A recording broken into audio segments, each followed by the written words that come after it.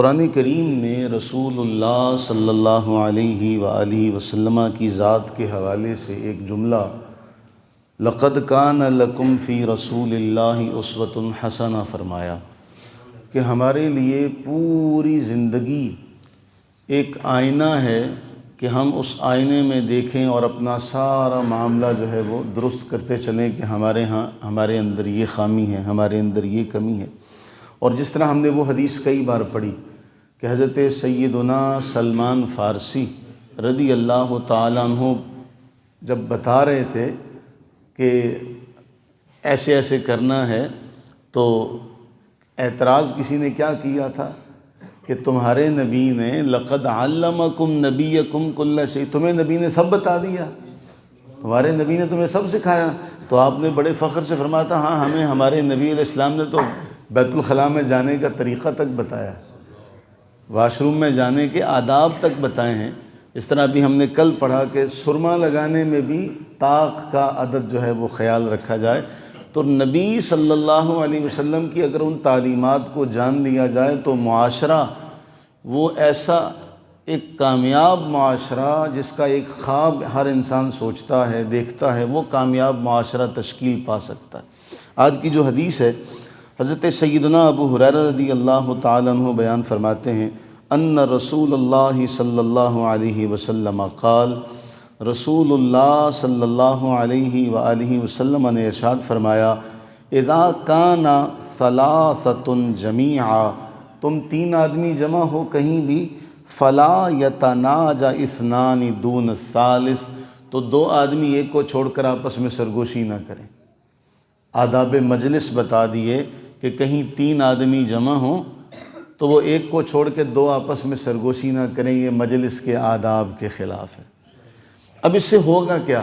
یعنی اللہ کے نبی علیہ السلام کے اس فرمان کے پیچھے جو حکمت عملی ہے وہ کیا ہے؟ وہ حکمت کیا ہے؟ قرآن فرماتا ہے کہ گمان سے بچو، بدگمانی سے بچو، اکثر گمان گناہ ہوتے ہیں۔ اب ہمیں اس کے بارے میں یہ بھی بتایا گیا کہ تم خود بھی ایسے معاملات نہ کرو کہ دوسرا بدگمان ہو جائے،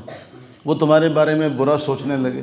تو اب جہاں تین آدمی بیٹھے ہوں وہ دو آپس میں سرگوشی کریں گے، ایک کو چھوڑ دیں گے تو یا تو وہ ان کے بارے میں بدگمان ہوگا، یا وہ یہ سوچے گا کہ یہ میری برائی کر رہے ہیں، یا یہ ایسی کوئی بات ہے کہ میں اس کے لائق نہیں، یا میں ان کے درمیان کیوں بیٹھا ہوں، میں یہاں سے اٹھ کر چلا جاؤں۔ اس تیسرے آدمی کو اپنی عزت میں کمی محسوس نہ ہو، اکرام اس کا بھی رکھنا ہے، اس کی زندگی کا جو معاملہ اس کو بھی سامنے رکھنا ہے کہ کہیں وہ اپنے آپ کو کم تر نہ سمجھے۔ اس لیے فرمایا تین آدمی جمع ہوں تو ایک کو چھوڑ کے دو آپس میں سرگوشی مجلس کے آداب ہیں۔ ہاں کہیں بہت زیادہ لوگ بیٹھے ہیں، جس طرح اب مجمع ہے، اب اگر کوئی کسی کے کان میں سرگوشی کرتا تو کوئی معاملہ نہیں ہے، لیکن کہیں ایسا ہے کہ پوری ایک ہی جماعت بیٹھی ہے اور سارے برابر کے بیٹھے ہیں تو پھر ایک کو چھوڑ کے کوئی آپس میں سرگوشی کرے تو اس کو نبی علیہ السلام نے جائز قرار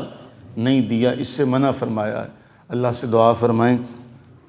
کہ ہم اپنے گھر کے معاملے میں جو آداب چاہتے ہیں، اگر نبی علیہ السلام کی زندگی کو پڑھ لیا جائے، جان لیا جائے تو ایک ہمارے سامنے بہترین نمونہ سامنے آ جائے گا۔ ہم یہاں تک ذکر کرتے ہیں کہ لکھنے والوں نے نبی علیہ السلام کی زندگی سے وہ معاملات الگ الگ کر کے لکھے۔ کسی زمانے میں شیخ سعدی رحمہ اللہ کی گلستان بوستان پڑھائی جاتی تھی، اسکولوں میں بھی پڑھی جاتی تھی، لوگ بھی پڑھاتے تھے، مدارس میں بھی پڑھی جاتی تھی۔ اس میں اس طرح کی حکایات ہیں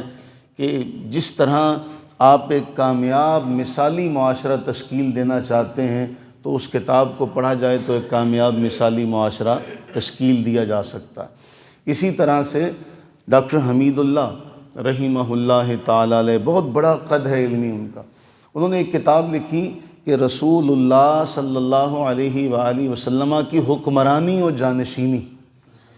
اس کتاب کو پڑھ لیا جائے تو جتنے بھی حکمران طبقہ کا لوگ، جتنے بھی لوگ ہیں نا حکمران طبقے کے، انہیں پتہ چلے گا کہ حکومت کیسے کرتے ہیں۔ امام بخاری رحمہ اللہ نے آداب معاشرہ کے حوالے سے ساری روایات کو الادب المفرد کے اندر جمع کیا کہ جن کو پڑھا جائے تو پتہ چلے گا کہ حضور علیہ السلام نے کیسے کیسے رہنمائی فرمائی ہے اپنی امت کی۔ تو سب کچھ موجود ہے، کتابوں میں سب کچھ موجود ہے، لیکن یہ کتابوں میں موجود اسی طرح شاید چلا جائے گا اور لوگ اس سے محروم رہیں گے اگر نہیں سیکھیں گے۔ اللہ تعالیٰ سے دعا فرمائیں کہ جو علم